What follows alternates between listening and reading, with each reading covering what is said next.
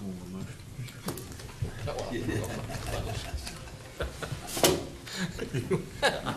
you got that down pat. Do you want to put that in the form of a motion? We ready to go? Well, I think so. Okay. Well, what I'd like to do now is go over each one of the funds in some detail. Of course, we'll spend more time on the general fund, but just one comment before we get into each one is there is a narrative at the front of each one. You'll see the general fund, there's a write-up there. There's a write-up like that in front of each fund, and I would encourage you, before you go to the numbers, is to read that, because that's an overview of what the fund covers and how it's structured and that sort of thing. Of course, we've talked about the general fund already. It's our largest fund. If you go to page 2 on that, just want to cover a few comments in general. All right, where are we at now? Okay, under the general fund tab, How far back is it? A general fund. I don't see one. I don't see one either. Okay, I do. There's a big tab. It's a big one. It's covered up. There you go. Oh, They hide it. that's right. You were gonna come help us find I it, was, wasn't you? that's what I said, do I need to go help with? oh, there it is. Well, maybe. Jail. I still hadn't found it. See, All right, it's the big see, tab. financial policy, Yeah. you'll pull that up, you'll be able to see it. Okay, general fund. They hid it. All right. Janice hid that just on purpose. It was Pat's fault, wasn't it? Everything is, right? That's according to Janice. Okay. Everybody got it now? Yeah. Yes, sir. All right, if we'll go to the second page, what this is a summary of the major of all the revenues there, a summary of those, and then, starting the page after that, the expenditures pretty much by department or major division. Let me just point out a few things in general on the revenue side. If you look at 5 revenue sources, they make up 90% of this total general fund. And those, obviously, the property tax, you'll see that we give you in the far right-hand corner, we give you what percentage that is of the overall budget. It's 36.4%. Sales tax is 12.2. 3.7 is the health department. 9.9% is social services. And then if you go to the next page, 28.1% is transfers to other funds or from other funds. Now remember, those are those subsidiary funds that are coming in and out of here. But together, that makes up 90% of the total general fund revenues. The reason I'm mentioning that is when you look through this, we have a lot of much smaller revenues in here, but that's the bulk of it. That's where your real money is, okay? Could you explain these columns at the top? Yes. Percentage of county manager's fiscal year 2015 budget. What is that? Yeah, that should say fiscal year 16 budget. Okay, so that's 16. Yeah, that should say 16 budget. Be on the far right. That should In be the far right, that Okay. should say fiscal year 16 budget. Okay, so basically what we're saying is we start with the fiscal year 15 amended budget, like I said this morning. And what I'm showing you there is what percentage of the amended budget is each one. Then you have the fiscal year 16, the budget requested. Now, on the revenue side, that's usually from Pam, okay? When you get to expenditures, that's by the department head. So that's what they've requested. And what we do there is we show you, well, what's the increase in percentage increase they're wanting over the amended 15-year budget. Is everybody following that? So in other words, that gives you a good idea of what are they asking for money-wise, plus is that an increase or decrease over the prior year. Then the next one is what I'm recommending to you, and then what percentage of the overall budget is that, so that you can see how much is going into each service on the expenditure side and how much of the revenues. Could I inquire on this? Yeah. On the other taxes and fees for the amended budget, it was $2,025,000. But we were talking about, actually a decrease of 12% on other taxes and Right. fees. Why would that be? Pam, you wanna go over that? Yes, sir. We actually did a decrease on delinquent taxes and it's mainly a decrease on our delinquent vehicles because we are gradually collecting all our delinquent vehicles because now the state is collecting vehicles and our percentage used to be around 84% collection on vehicles. And so that is gradually going away because now it's like 99%. So eventually you're gonna hardly have any revenue on delinquent vehicles. So any delinquent taxes were Yes, sir. placed under other taxes and fees? Yes, sir. Right. Okay, well, that makes sense, okay. Yeah, Thank you. and it's a one-time thing. Oh, sure. It'll peter out. Okay. Okay. All right, so that's basically it on the revenues. Now, that's on the summary sheet. On the expenditure side, you'll see that we have each one of the various budgets as they appear in the budget, and you'll see behind that is you have each one of those highlighted, starting with the Board of Commissioners, then we get into the county manager and all of those. So you can see each one of the line item budgets and go through as much detail with those as you want. But what I've given you here is a synopsis, okay? On that, I'd just like to point out that there are about 10 items there that make up 84 or 85% of the budget.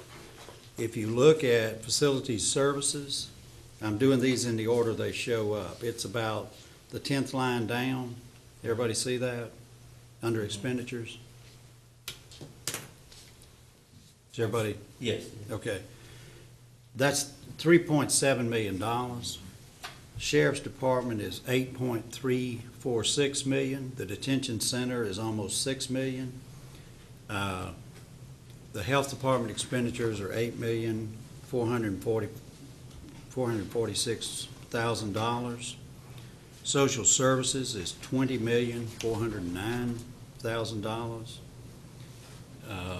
Public Schools, I've added both the current expense and capital outlay together, and that's $22,462,000. Public Schools debt service is $3,051,000. Wayne Community College, when you add those two together, that's $4 million. And county debt service is $4,244,000. And then transfers to other funds, which equals the amount coming in, is $40 million. When you add those up, that's $120,812,000 out of the total of $142,679,555. Is everybody seeing that? So you lost me at some point, but that's okay. Well, basically what I'm saying is those 10 major areas make up 85% of the budget. A lot of these are very small departments, don't have a great big budget to them, but when you look at where the bulk of the money goes, that's all I'm pointing out there. It's on those 10. If you look Question on your, on this synopsis here, on debt service for the county, currently is at $2,161,000, and we're going to $4,244,000. Mhm. But that will be explained as we get to that tab. Yes. That's the schools, isn't it? No, that goes under the debt service for Board of Education. Oh, okay. Well, You'll notice that's gone up. Okay, well, we'll get to that. We'll get to it. Detail. Yeah, okay. So bottom line is, when you look at total expenditures and total use of financial resources, the current year's budget is $172,885,480, and this is $142,679. That's not as good as it looks. If you remember this year, the schools have spent a lot of money out of their capital projects. And I think that was about 12 million, Pam, is that right? Or more. The other thing is, remember, you are setting aside in the current year, you've set aside money for the jail. You've set aside more money for the agri center. So those numbers are one-time inflation here, because you'll see 3 lines up, it says transfer to capital projects fund $20,993,397. So there's 20 million of it right there. Is everybody following that? Okay. Behind that summary, and I'm not gonna read through all of this, but on the revenue sources, the major revenue sources, what I've given you is some notes. Now, you'll see it's the property tax, sales and use taxes, what the growth rate are, other taxes and fees. We kind of go through and give you some notes on those. And then right behind those notes is, instead of having a summary, this is line item by line item, what makes up those revenues. So Joe, if you had a question about if something went up or down, a specific source, that has it line by line, okay? All right, that's square now. Right after I give you some notes on the revenues, which is about 5 pages of that, keep coming back, and then you've got the individual line items for revenues. Go past that. Pass this. You see some notes. And where is it? You see those notes? Oh, these notes. Pass that, Pass those. and you'll come through. Have you come through? Have you done- Oh, yeah, I'm sorry, I was, yeah, that's right. Okay, everybody got that? So that's line item by line item on the revenues for the general fund. If anybody has any questions on any of those as you go through it. Now, once we get through with the revenues there, and that goes on for about 12 pages or so. When you get to the back of that, you then have a section on expenditures. So to keep, Hold on just a second. okay. Let's get that. I apologize, I had to go out, I had to call, I had, All right, so those are the revenues, and Okay. now you're going to go back a few pages to expenditures. Okay. So the revenues, Everything's revenue. I know, look at all these revenues. Yeah. Where's the expenditure at? Right after that, you got a summary of expenditures and Yeah, and that's where I wanted to stop at, is the section on expenditures. You have a narrative, after your revenues, you have expenditures, some explanations there, okay?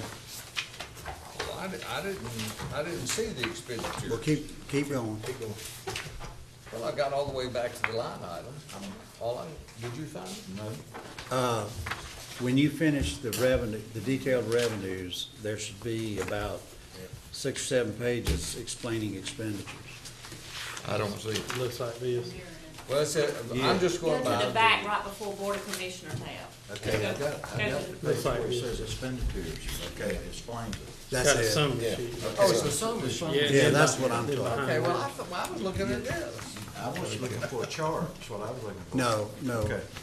This is Maybe you explanation. need to get a chair and stay That's what right I here. Okay, this We got is, it. everybody got it? Yes, sir. Okay, with this, obviously, we can't go through line item by line item, you don't want me to. What I've tried to do here is explain the major differences, if something's up or down. It doesn't, I mean, if you compare this, going through each budget, I'm not gonna discuss every line item, but I'm discussing the major changes, whether it's up or down, and why, okay? So I wanted you to be aware of that. And then, and they're in the order that they show up in the book. Because next, for the general fund, we have so many divisions of that, you have a tab for each one. Okay? Is everybody following that?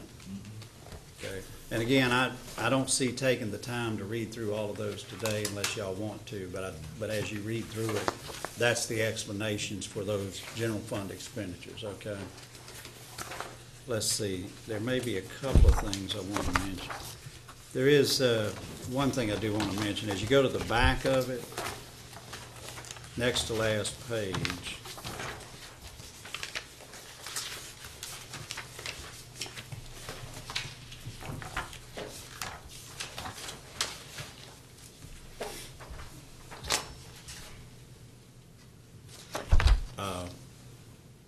you'll see those transfers to enterprise funds and transfers to other funds. So there is an explanation there. That's pretty much the general fund unless you want to go into any detail on it. Again, our departments, I thought, did a good job of cutting back. Obviously, you've seen how much additional expenditure we had, and yet we were able to absorb it. Now, some of that is because we're going to debt finance some of the equipment, and I'm going to get into that a little later on in the meeting. Okay. With that, the next fund is the Court Facilities Fund, and that's the first yellow tab. The reason you have 10 yellow tabs there is those are the 10 subsidiary general funds. So we're making it clear that those fold into the general fund at year end.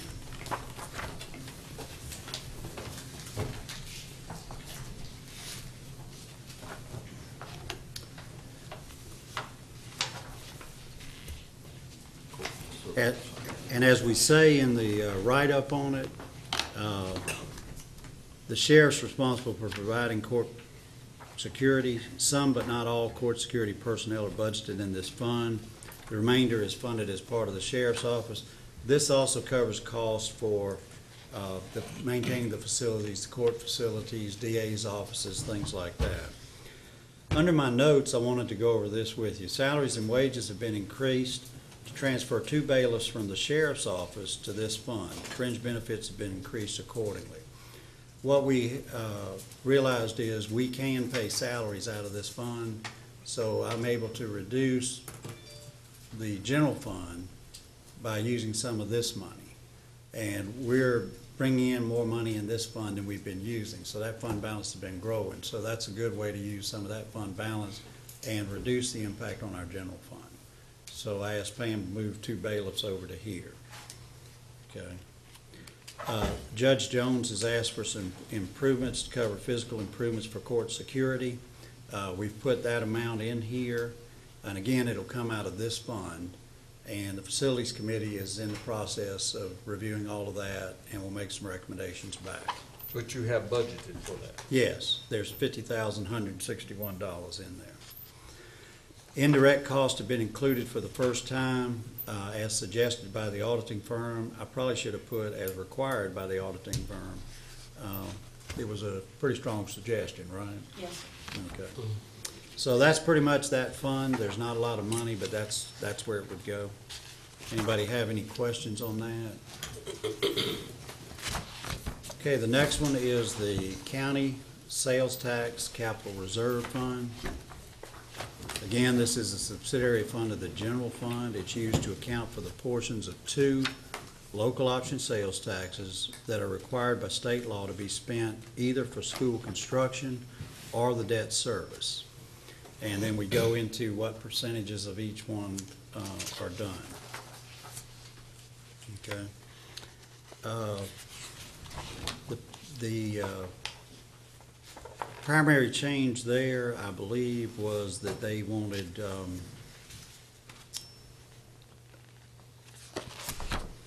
$2.5 million for capital outlay instead of $2 million. I think we discussed that, and it's technically, it is their money, so we agreed to that. And that's one of their requests is to take, you've been giving them $2 million every year, they're asking for $2.5 million this year to do some additional capital projects. The only question I had with that was that by taking the 2.5 million now instead of 2, there's still enough dollars there to pay their obligations of the 2.2 Oh, for the yes. school. Yeah, we take that out on the front end. Take that out on the front end? Oh, yeah. Okay, We make sure our 2.2 million's covered. okay.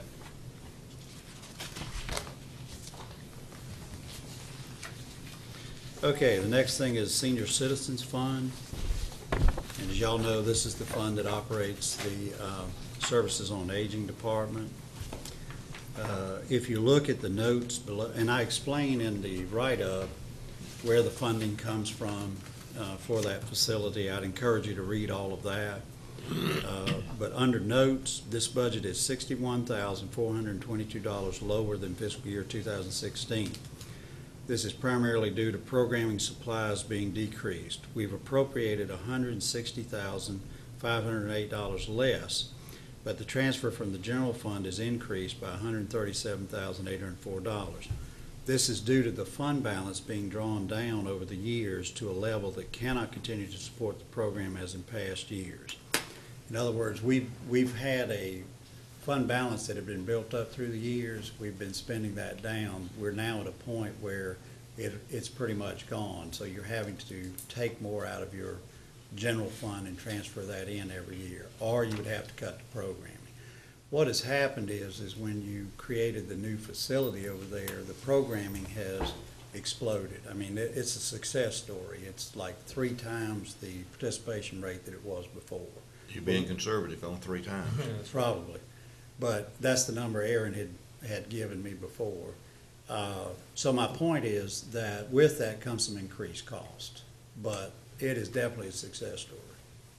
You've done well. But so that's where we're at. So going forward, what we're doing is we're transitioning from using fund balance to where it'll be a larger transfer from the general fund every year. But it's a worthwhile program, and the participation level is outstanding. And you're anticipating that from the general fund, that we're transferring $137,000, is that correct? Yeah, if you go to their revenues, Without going through all that. yeah, well, I'm checking it. Additional 136. It's an additional amount. It'll actually An be, additional. yeah, it's actually Total, what are we transferring? $656,339,000. 600,000 out of. 656,000 out of 1.225 million.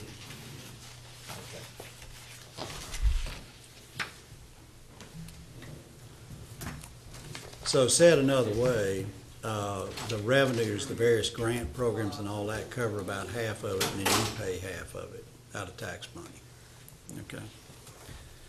And if I understood you correctly, we had been using the fund balance to balance the ship, if you will. That's right. And that's gone, so now we have to dig into, and that's Transfer all to the logical. general fund. That's all. And That's thank you for your comments. It's a very worthwhile program.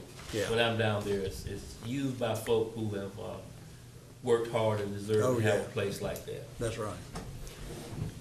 Okay. The next one is the 4-H fund. And the 4-H fund, again, this is a subsidiary fund of the general fund, and it's used to account for revenues and expenditures to operate the various 4-H programs of NC State University's Cooperative Extension Service. Again, at year end, these transactions are folded into the general fund. We do need to note that this fund does not include the portions of salaries of benefits that the county shares with North Carolina State University. That's within the general fund under Cooperative Extension Service. And I just want to mention that, we talk about DSS, where the state pays for some of those personnel. Cooperative Extension, they're technically employees of the North Carolina Cooperative Extension, so they're actually NC State University or North Carolina A&T University employees, because that's who runs the Extension Service. But we always have, there's a memorandum of understanding between them and every county where you agree to what percentage the county will pay and what percentage they will pay on those salaries. Okay. I've got this fund does not impact the general fund, as it does not require a transfer from the general fund to subsidize these programs. There is a fund balance, and $70,520 has been appropriated for this budget. This budget is decreased by $523,000 over fiscal year 2015, and this is due to several grants expiring and $168,000 having been appropriated in fiscal year 2015 for professional services on the Wayne Regional Agricultural Convention Center that obviously isn't funded in 2016. So that was a one-time increase, and we're taking that out. Is everybody clear on that? Yes, but just a question. With the budget decreasing by over $500,000 or beyond 20, is that It's A lot of salaries or? Well, no, it's just some programming, it's grants that we got, and sometimes they fund the programs and sometimes they drop them. And so that's what this is. On the next page, Ed, we give you a summary, just like we do on DSS and public health, because all three of these, they run a myriad of programs. So what I've tried to do here is give you a summary sheet there. Okay? Some of the programs that are fully funded by a grant will be coming to you. They don't have the numbers yet, so they're not part of the original budget, and they come back to you in July or August with a budget amendment, putting those grants on, because at this point in time, they don't have all the information on the grants. So we may not be cut back as much as it looks like is what Pam's saying. Again, they don't know their allocation. The way this trickles down is the legislature has to compromise on a budget, the governor signs it. They're part of the University of North Carolina system. The money gets over to NC State, then NC State has to allocate it down to the ag department, and then this is a small part of their agriculture, College of Agriculture, and then they finally tell them, here's what you're getting. And so all of that bureaucratic process takes several months, and then we finally hear, Kevin will get notification about, here's what we got. And just for the record, until I got in this position, I mean, I've known about 4-H all my life, and I didn't have a clue that the magnitude of what 4-H is in the county and 99 other counties, I'm assuming. But I did not, I mean, I just assumed that the 4-H, back when I was in school, everybody was volunteering and this, that, and other. I did not have a clue that we're looking at the dollar figures that's involved with 4-H. Yeah. Okay, so you have that summary sheet, and then you have the line item budget there. The next one is the Wayne Community College Fund. Again, I go into some detail here explaining our legal obligation. I give you the state statute so that if you need some nighttime reading, if you want to pull up the internet and read the state law on it, there's the statute on it that says what we're responsible for. And it's more than just the facilities. You'll notice that we pay for all costs for maintenance and repairs to buildings and equipment, rent, utilities, custodial services, insurance, and legal fees. And any land and building costs not provided by the state, and all vehicle purchases and maintenance, as well as grounds maintenance, must be paid by the county. And the state, says if they don't approve facilities, then we have to. Well, they haven't done a bond issue for the community colleges in probably a decade. So basically, that's kind of been pushed to us, unless they do a specific bond issue and build something for Wayne Community College. I've got under notes, this budget is $132,692 more than fiscal year 2015. The operating budget has increased by $287,942, of which $168,692 is needed to operate the new Advanced Manufacturing Center. The capital outlay portion of the budget is $155,000 less, so we were making up some of the difference there. That's why the increase is only $132,692. Then I've given you the capital outlay that they're asking for.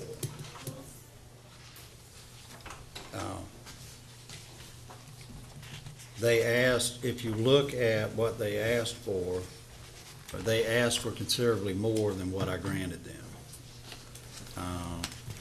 As far as a recommendation to you, if you look at expenditures, under current expense, they asked for $4,008,000, and my recommendation to you is $3,616,627.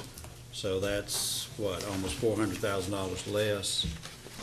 On the capital side, they asked for $718,760, and I cut that back to $427,400.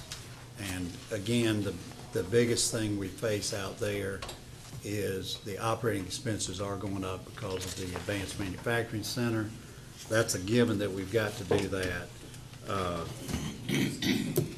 But you know, I'm trying to hold down on the capital side, and then at some point, we're gonna see where we end up as far as getting the grants, plus the $100,000 from Impact Wayne, and then see what we need to do in terms of doing the renovations on the interior of that building.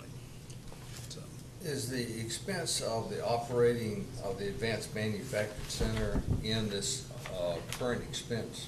yes, yeah, so the $132,000 increase, Joe, $168,000 is the increase. So if I hadn't cut the capital back, it would have been more. So I tried to make up for some of that by cutting back on the capital side. So now, this is a question that I was wondering. Moving to the Advanced Manufacturing Center frees up space That's right. and personnel, and, I mean, because it sounds like if you had something someplace and you're moving something to someplace else, the logical, but No, you're potentially right. the logical conclusion would be that you're spending less money in that vacated place unless you have a feel for what.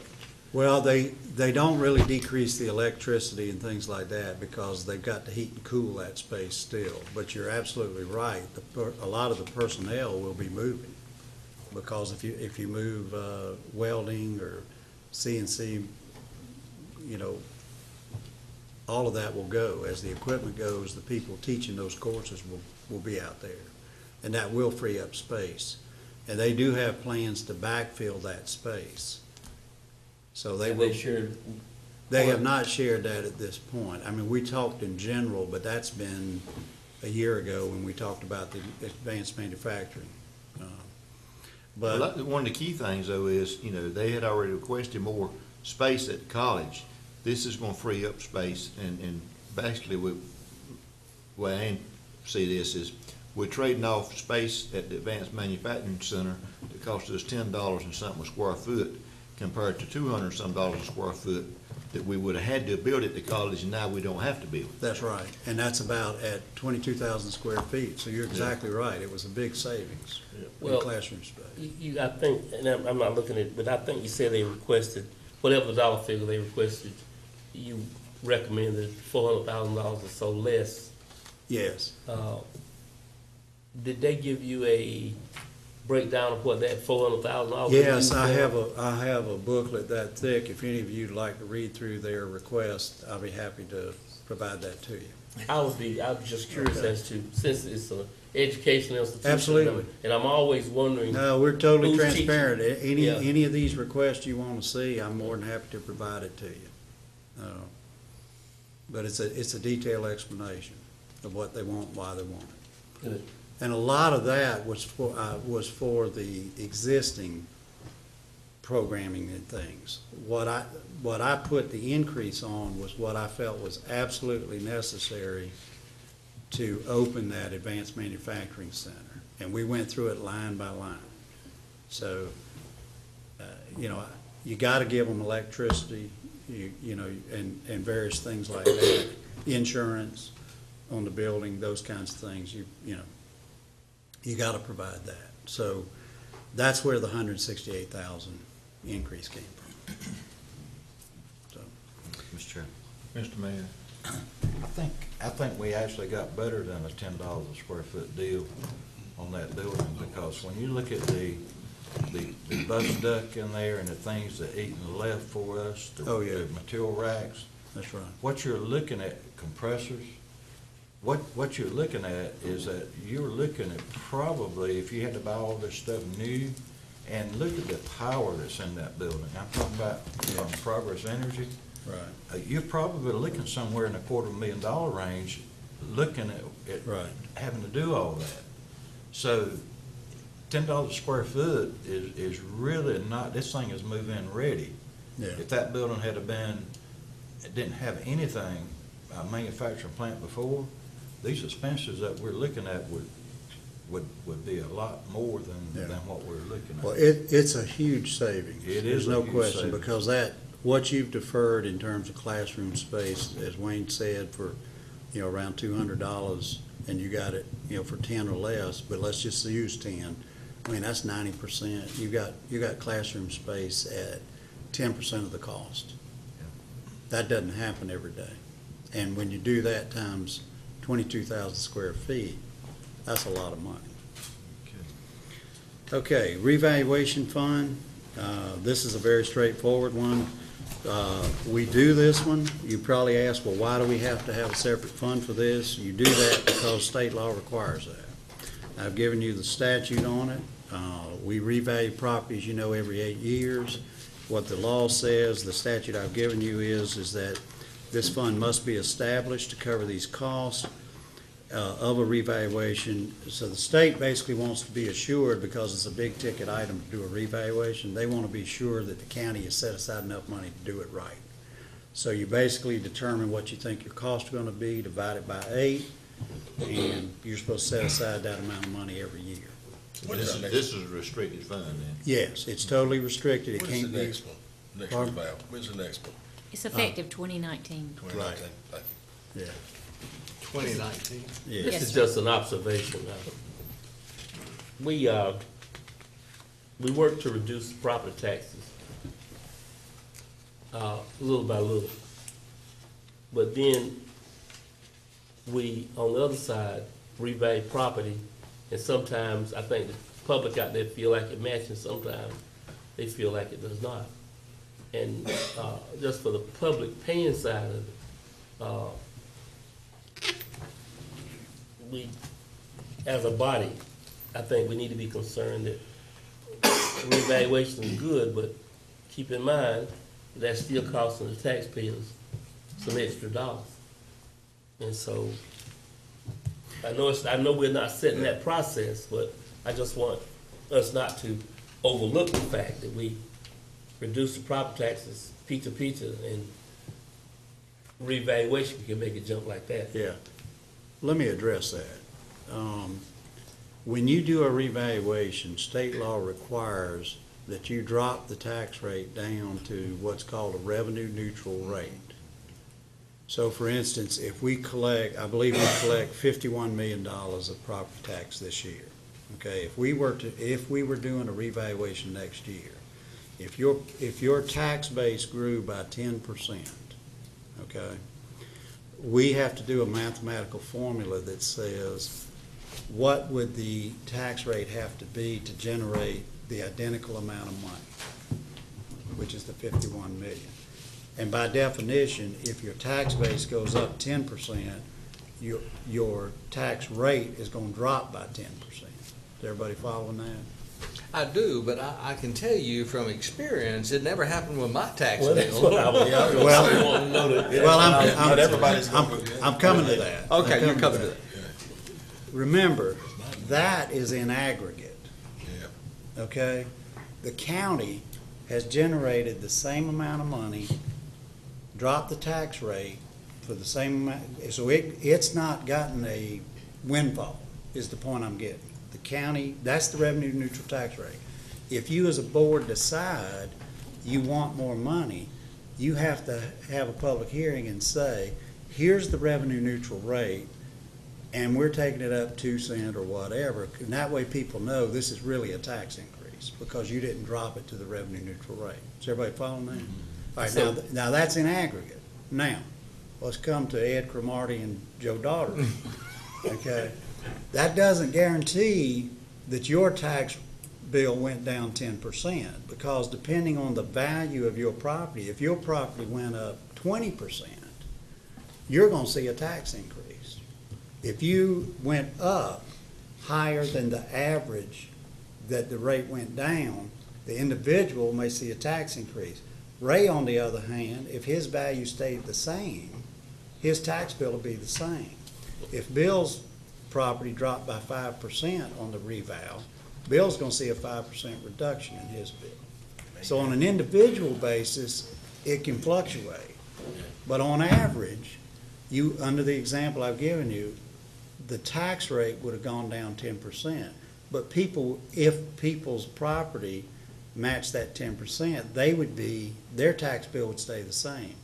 So it depends on whether you're higher or lower than the average change in the taxes. Is everybody? Yeah, So- I just so- wanted, so- I just wanted to clarify that I fall in the class with Ed and Joe. So a good profit-minded tax department is not gonna go and value the property less at any time. You're required to value it at the same level. You set a schedule for your taxes so that if you've got swampland, your swampland is gonna be valued at the same as my swampland. But if you've got perfect commercial property on a good road, as does Joe Daughtry, then yours is gonna be valued at the same as his. I don't have any of that, so don't worry about it. I think one of the things that when Alan Lutkin explained it to us, I think one of the biggest things that I see is that the comparables that we use on a reval actually from the year previous. That's right. And what happened in the last evaluation is that property values actually decreased during the year of the evaluation. Yeah. And so the comparables that we were using were actually higher than what the market value was at the year of that the evaluation took place. Mm-hmm. So it's entirely possible that you could have a fairly major increase, which we did on the last reval, but yet at the time you're looking at it, which could be a year from that point, everybody says, hey, county, how about giving me what my tax value is? Mhm. You know, because we can't sell most of what we have now for the tax value. Yeah. And And that has happened in a lot of places across the state. yeah, I can tell you, my experience was, I took the job in Lincoln County in March of 2008. They did a reval effective January of 2008. So I walked in right as all of that hit the fan. And what had happened was, rates went up because it was valued on 2007 sales, and that was before everything crashed. So the argument we got, particularly from lake property owners, was, because they had been undervalued before, theirs jacked up, everybody else's kind of went down, okay? So we had a hue and cry about that. Well, they do them every 4 years. Our board voted to do it earlier, and did it after 3 years. So we came back in 2011, did another one, and this time the values dropped by 5.8%. I remember that number because what that meant was, to get a revenue neutral number there, you don't lower the tax rate, you increase the tax rate. So, which is not a pleasant experience to go through. And that is what's happening in several counties across the state now. Now, the good news for Wayne County is that when you revalue every 8 years, which is the maximum allowed by state law, you bridge those things. You know, if we had been on an 8-year schedule, we would have gone from 2008 to 2016, and, you know, property values would have gone down, but hopefully by 16, they've started to come back up, and then you don't hit it at the bottom. But if you hit it near the bottom, that's exactly what's going to happen, is that those values, your tax base declines. And some of our neighboring counties are seeing that. Okay, I've probably beat that one to death. Very good. Anyway, so everybody understands the revaluation fund is you take 1/8 of the cost. We're setting that aside every year. There is a little bit of money set aside, about $25,000, because if a new property, if a new industrial or commercial property comes online, Alan may need some commercial appraisal advice on that, and that's what that's for. It says professional services, that's what that is, in case he needs that. The rest of it all goes into the revaluation fund to set aside. All right, the next one is DSS, Public Assistance Fund. So obviously this funds the DSS department. As I've said in the write-up here, to me, the main thing to remember about DSS, and several of you have served on that board and are serving on that board, you understand that the best way I know to describe this is it's just a myriad of services, many of them entitlement programs, and each one has its own eligibility criteria. You have to be careful. Our staff has to know what they're doing, because if we give benefits people we're not entitled to, we're subject to having to repay that with county dollars. So I can't stress to you enough, you have to have a good DSS director and staff to make sure they don't make mistakes like that. And Medicaid will come back periodically and do audits on all of this. I've given you a write-up about where the money primarily comes from with the statutes that are involved in it. Okay. The only capped outlay this year is one van and one car for a social worker. Purchase services divisions, Medicaid client transport has been cut by $300,750. The only other thing, some of these others are like the LIHEAP program. This may be like Pam was talking about, we don't budget some of these until the grant money actually comes in. So that we're not saying LIHEAP won't be funded there. Okay.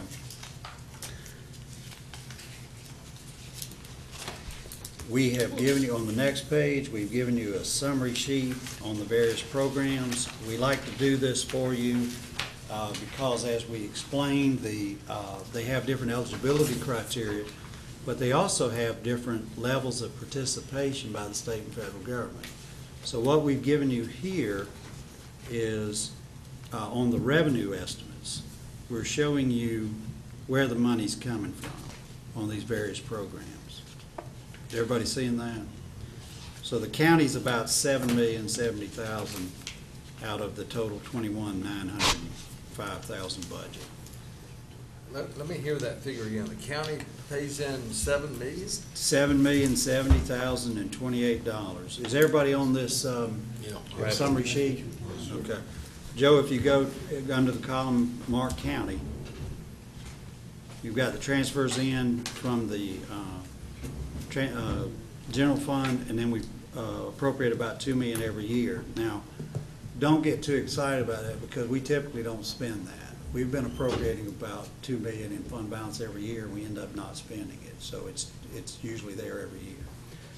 But you're transferring in almost $5 million from the general fund to cover this, and that's not unusual, because all of these programs have some participation from us. How does that compare to last year? You know, it's right at $5 million. How does that compare to our current? We would need to go back and ask them for that. I think we'll get that number for you. Pam, can you make a note of that? Yes, sir. But generally, it's about a third of the total budget's counted. Is that normally where that is? Well, Joe, I'll tell you where we can find that. It's right Let's here on go. these Let's go to sheets. revenue.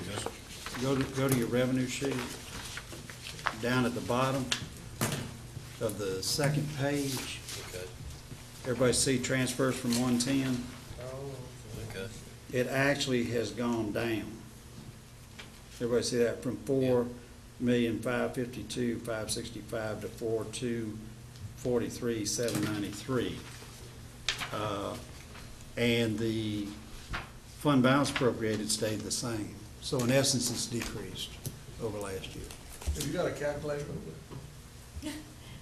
Would you like to know the difference? Yeah. I'd On like the to know transfers? not only the difference, but what the percentage of decrease is. Okay. Thank you. Probably between 7 and 8%, I think.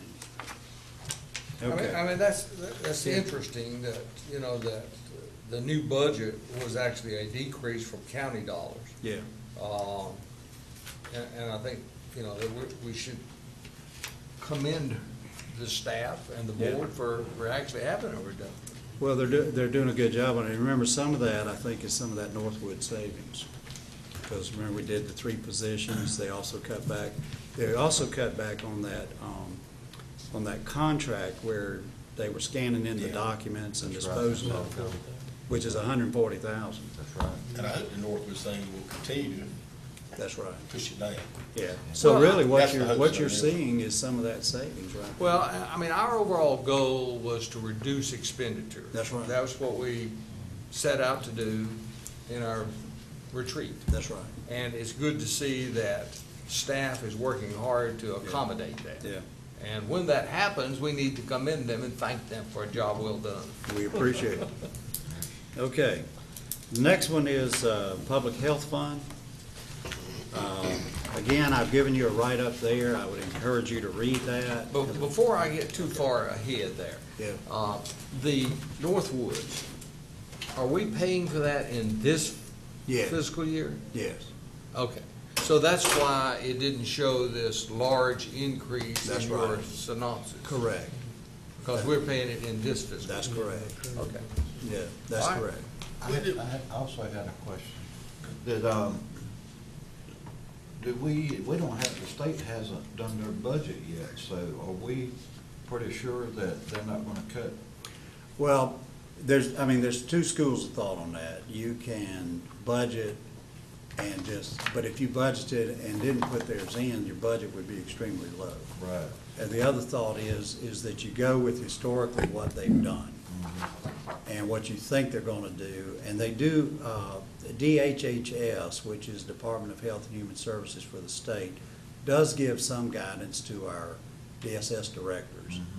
Same thing with public health directors. They have some feel for where they think they might be cut or something's increasing or whatever. So we typically go with that. And then if that comes off, the legislature gets in to something, changes something, then we just come back and amend the budget. Well, my point is that any of these departments that you have, state and local funding is subject to change. Absolutely. Until the state budget's passed. Absolutely. That's the point. And it's also true if there's federal dollars Yeah, involved. okay. Because just like the other day, several of us were meeting about Gateway, and Fred was making the point that the federal transportation bill is up for reauthorization, and so some of that is iffy until they finalize that. And of course, all you can do is say, well, go with what we've got now, unless you've heard something definitively that something's at risk, Okay. It is a 6.7% decrease. How about, how much? 6.7 in transfers. 6.7%. And what was the total amount? The total was $4,243,793. Oh, I'm sorry, the reduction. A reduction The was difference. $308,772. 308,000. One question before we move away from Thank you. that, just from an accounting perspective, if we're gonna pay for the Northwoods up front, is that correct? Yes. How do we record when they start refunding this? The state comes back, and gives us part of that money back, It'll just be revenue coming coming in in. as revenue, so that'll Yeah. show up in, Yeah, what's happening is we're gonna fund it, we made the decision, I think, not to finance it, isn't that right, Pam? That's correct. So what'll happen is we'll basically use fund balance to pay for it.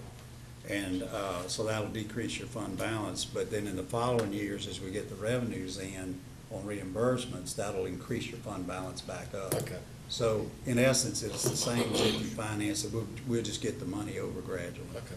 But we didn't think the 700,000 that was worth going through a financing to do that. Okay, thank you. All right. Public Health Fund, is everybody ready to go to that? Yes, sir. Okay. Again, I would encourage you to read the narrative on it, because that explains the state law on it and what it covers.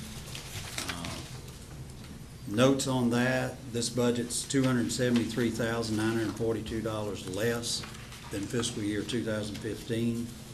The transfer from the general fund has been decreased by $64,634.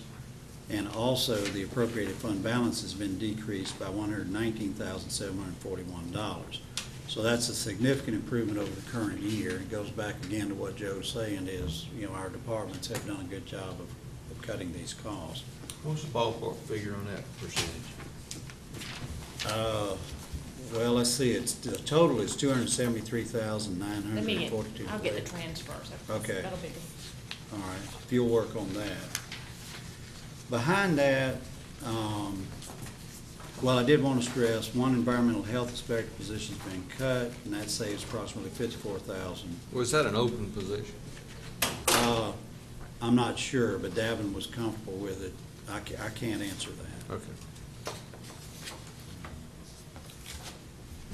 Okay. Couple of pages back, we've done the same thing. It's a little different format than what DSS has, but we've tried to do a similar thing for you. We have several pages, about 3 pages that go through where the revenues are coming from, state funding.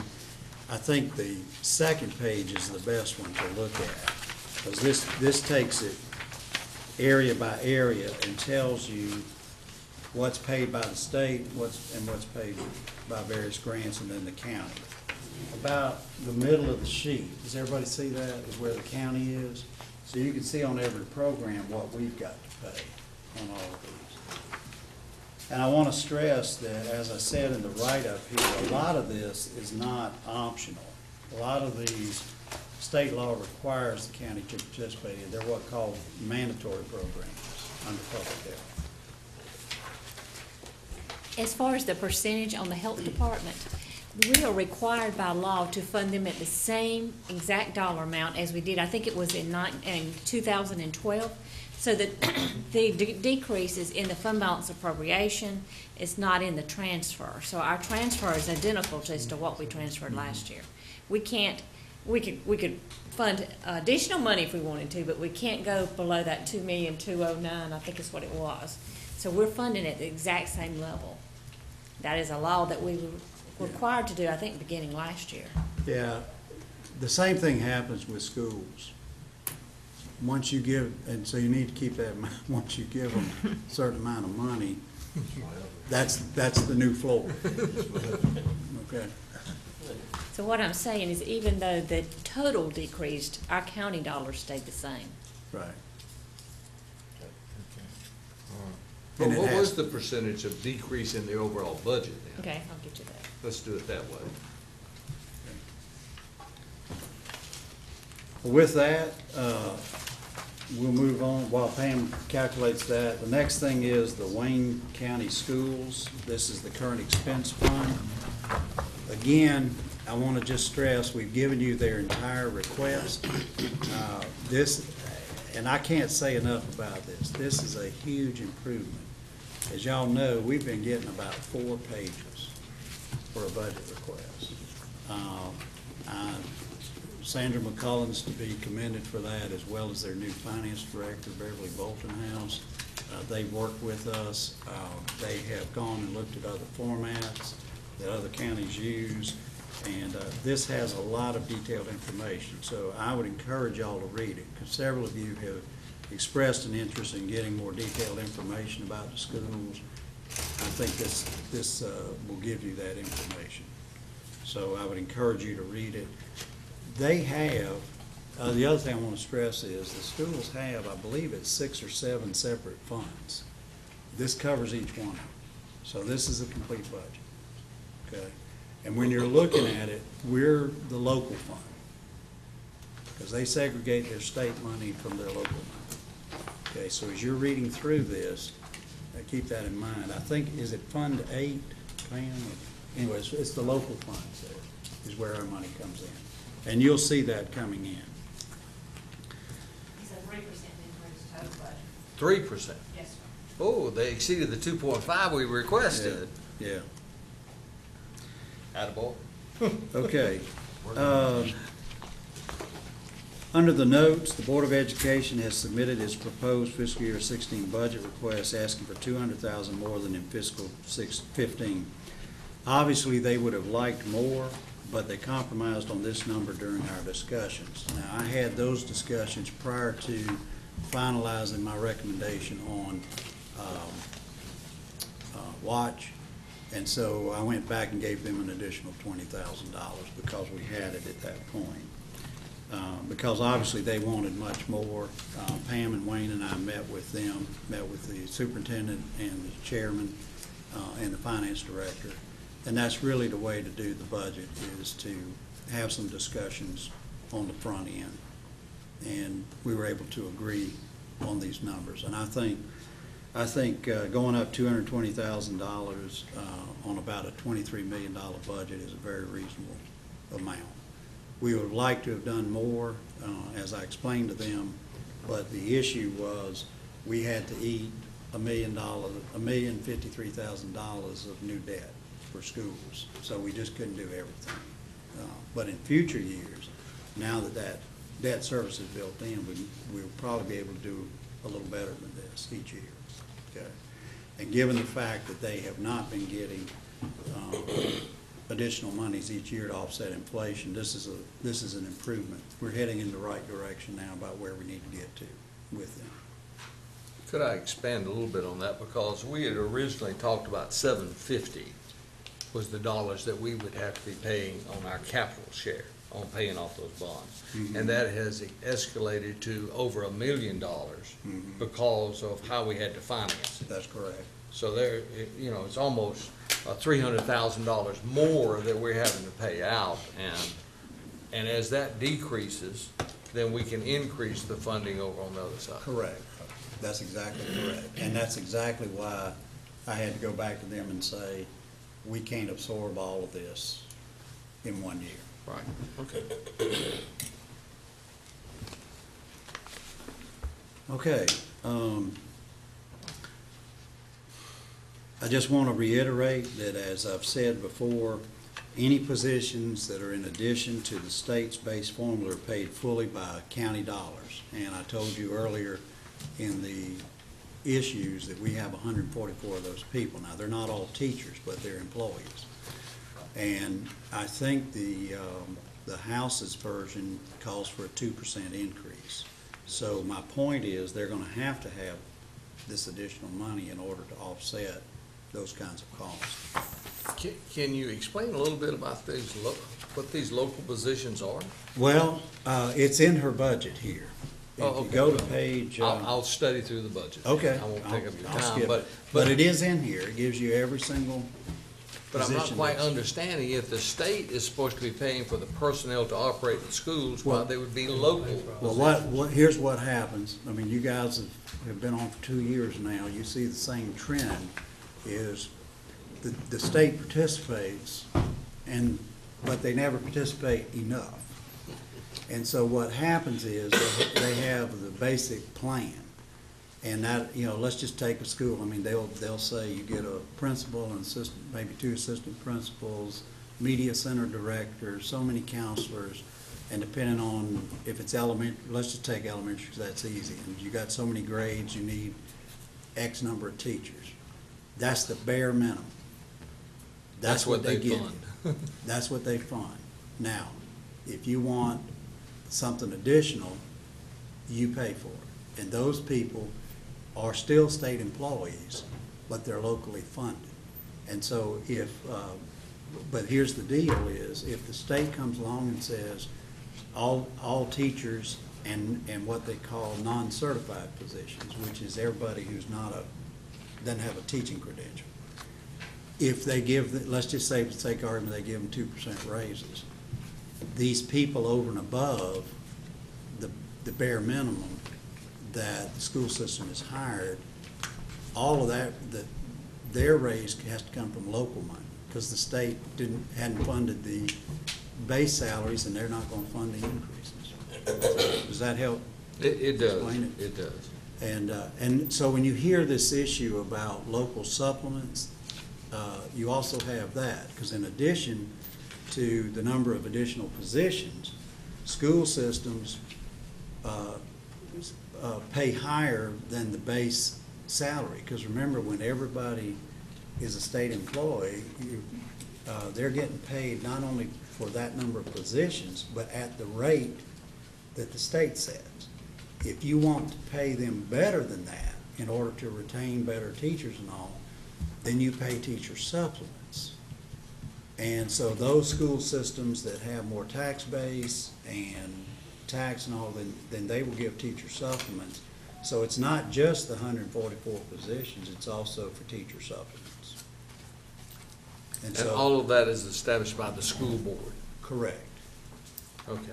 Really in concurrence with you, because you've got to pay for it. So, you know, they can't go out and give a 10% supplement unless you guys have said, yeah, we'll fund it. Okay. Thank you. Question, kind of going back to something we talked about earlier, raises.